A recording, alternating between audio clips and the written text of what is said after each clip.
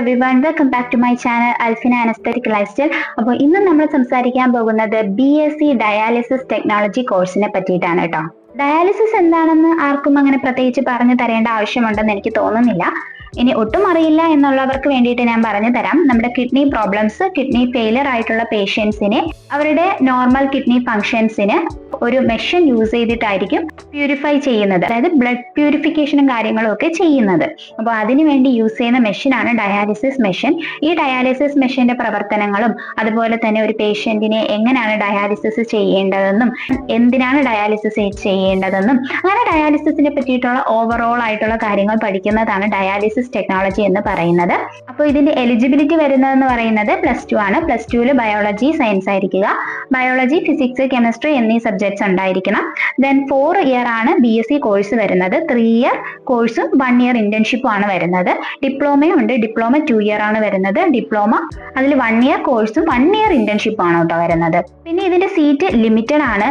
ഇതിന്റെ സിലബസിൽ വരുന്നത് എന്ന് പറയുന്നത് human anatomy, physiology, microbiology, biochemistry, pathology, പിന്നെ dialysis techniques, hemodialysis, peritoneal dialysis ഇങ്ങനെയുള്ള സബ്ജക്ട്സ് ഒക്കെ ആയിരിക്കും പഠിക്കാനുണ്ടാവുന്നത്.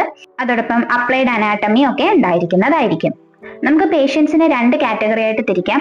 ഒരു പേഷ്യന്റ് എന്ന് പറയുന്നത് കിഡ്നി ടോട്ടലായിട്ട് ഫെയിൽ ആയവർക്ക് ചിലപ്പോൾ നമുക്ക് ട്രാൻസ്പ്ലാന്റ് ചെയ്യാൻ പറ്റാത്ത പേഷ്യൻസിനെ ആയിരിക്കും നമ്മൾ ഡയാലിസിസ് ചെയ്യുന്നത്. നമുക്ക് 2 രീതിയിലുള്ള ഡയാലിസിസ് ആണുള്ളത്. ഹീമോ ഡയാലിസിസ്, അതായത് ഹോസ്പിറ്റലിലോ ക്ലിനിക്കിലോ ചെയ്യുന്നതിനെയാണ് ഹീമോ ഡയാലിസിസ് എന്ന് പറയുന്നത്. ദെൻ പെരിറ്റോണിയൽ ഡയാലിസിസ്, അത് നമ്മൾ വീടുകളിൽ ചെയ്യുന്നതിനെയാണ് പെരിറ്റോണിയൽ ഡയാലിസിസ് എന്ന് പറയുന്നത്. ഡയാലിസിസ് എന്താണ് ചെയ്യുന്നതെന്ന് നോർമലി ഞാൻ പറഞ്ഞല്ലോ. നമ്മുടെ ബോഡിയിലുള്ള ബ്ലഡിനെ ഫിൽട്ടർ ചെയ്ത് പുറത്തൊരു മെഷീൻ യൂസ് ചെയ്ത്, അതായത് ഡയാലിസിസ് എന്ന് പറയുന്ന ഒരു മെഷീൻ യൂസ് ചെയ്ത് ഒരു 4 മണിക്കൂറത്തെ ഒരു പ്രോസസ്സാണ് യൂസ് ചെയ്ത് തിരിച്ച് ആ ബ്ലഡിനെ പേഷ്യന്റിലേക്ക് തന്നെയാണ് തിരിച്ചു കൊടുക്കുന്നത്. അതിനുവേണ്ടി ആദ്യം ഒരു സർജറി ചെയ്യേണ്ടി വരും. ആ സർജറിയുടെ പേരാണ് AVF, ആർട്ടീരിയോ വീനസ് ഫിസ്റ്റുല എന്ന് പറയും. അതായത് നമ്മുടെ കയ്യിലോ കഴുത്തിലോ ഒക്കെയാണ് പല സ്പേസിൽ നമുക്കിത് ചെയ്യാൻ സാധിക്കും. അതായത് നമ്മുടെ ഒരു ആർട്ടറിയും ഒരു വെയിനും തമ്മിൽ കട്ട് ചെയ്ത് തമ്മിൽ ഒട്ടിക്കുന്നതാണ്. അതായത് ആർട്ടറിയും വെയിനും സർക്കുലേഷൻ 2 രീതിയിലാണല്ലോ. ബയോളജി പഠിച്ച കുട്ടികൾക്ക് അറിയാൻ പറ്റും. പ്യൂരിഫൈഡ് ബ്ലഡും ഇംപ്യൂരിഫൈഡ് ആയിട്ടുള്ള ബ്ലഡും ഉണ്ട്. അപ്പോൾ കിഡ്നി ഫെയിലർ ആയിട്ടുള്ളവർക്ക് ഇത് രണ്ടും കൂടി പ്യൂരിഫിക്കേഷനും ഇംപ്യൂരിഫിക്കേഷനും കറക്റ്റായിട്ട് ഒരേ സർക്കുലേഷനിൽ നടക്കാൻ വേണ്ടിയിട്ട് ചെയ്യുന്ന ഒരു സർജറിയാണ് ഇത്. അത് നിങ്ങൾ ഈ ഒരു കോഴ്സിലേക്ക് മുന്നിട്ട് വരുമ്പോഴായിരിക്കും നിങ്ങൾക്ക് കൂടുതലും ഇതിനെ പറ്റിയിട്ട് പഠിക്കാൻ സാധിക്കുന്നത്. അതായത് ഇംപ്യൂരിഫൈഡ് ആയിട്ടുള്ള ഒരു ബ്ലഡ് പുറത്തൊരു മെഷീനിലേക്ക് എടുക്കുന്നു. ആ മെഷീൻ യൂസ് ചെയ്ത് ഫിൽട്ടർ ചെയ്ത് തിരിച്ച് ആ ബ്ലഡിനെ പേഷ്യന്റിലേക്ക് എത്തിക്കുന്നു. നമ്മുടെ കിഡ്നിയുടെ ഫംഗ്ഷൻ എന്താണ്? Purification of the blood. നമ്മുടെ ഇംപ്യൂരിഫൈഡ് ആയിട്ടുള്ള ബ്ലഡിനെ പ്യൂരിഫൈ ചെയ്യുന്നതാണ് കിഡ്നിയുടെ ഫംഗ്ഷൻ എന്ന് പറയുന്നത്. അപ്പോൾ കിഡ്നിക്ക് പ്രോബ്ലം ആയി കഴിഞ്ഞാൽ ആ ഒരു ഫംഗ്ഷൻ അവിടെ നടക്കുന്നില്ല. അതുകൊണ്ട് അത് പുറത്തൊരു മെഷീൻ യൂസ് ചെയ്ത് ഫംഗ്ഷനബിൾ ആക്കിയിട്ട് പേഷ്യന്റിലേക്ക് തിരിച്ച് ആ ബ്ലഡിനെ കൊടുക്കുന്നു. അതിനെയാണ് ഡയാലിസിസ് ചെയ്യുക എന്ന് പറയുന്നത്. അതോടൊപ്പം ഇവർക്ക് ചിലപ്പോൾ ഓപ്പറേഷൻ തിയേറ്റേഴ്സിലും വർക്ക് ചെയ്യേണ്ടി വരും.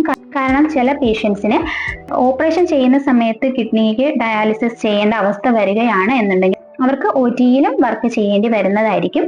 പിന്നെ ഡയാലിസിസ് ഒരു പേഷ്യൻസിന് ഒരു ദിവസം വരുന്ന ചാർജ് എന്ന് പറയുന്നത് 1000 റുപ്പീസും കാര്യങ്ങളൊക്കെ ആയിരിക്കും. പിന്നെ ഓരോരുത്തരുടെ പേഷ്യൻസിന്റെ കണ്ടീഷൻ അനുസരിച്ച് എല്ലാ ദിവസവും നമ്മൾ ഡയാലിസിസ് ചെയ്യില്ല കേട്ടോ. ചില പേഷ്യൻസിന് കൊടുക്കുന്ന അവരുടെ കിഡ്നിയുടെ ഫംഗ്ഷനബിൾ അനുസരിച്ചായിരിക്കും. ചില പേഷ്യൻസിന് 3 ദിവസം കൂടുമ്പോഴായിരിക്കും വന്ന് ഡയാലിസിസ് ചെയ്യുന്നത്. ആ രീതിയിലൊക്കെ ആയിരിക്കും ഉണ്ടാവുന്നത്. പിന്നെ ഇതിന്റെ ജോബ് സ്കോപ്പ് എന്ന് പറയുന്നത് നമുക്കിപ്പോൾ അറിയാൻ സാധിക്കുന്നതാണ്. പലയിടത്തും ഇപ്പോൾ ഡയാലിസിസ് യൂണിറ്റ് നടക്കുന്നുണ്ട്. അപ്പോൾ അങ്ങനെയുള്ള യൂണിറ്റിൽ വർക്ക് ചെയ്യാം. ക്ലിനിക്കില്, ഹോസ്പിറ്റൽസിലൊക്കെ ഇതിന് വർക്ക് ചെയ്യാൻ സാധിക്കുന്നതായിരിക്കും.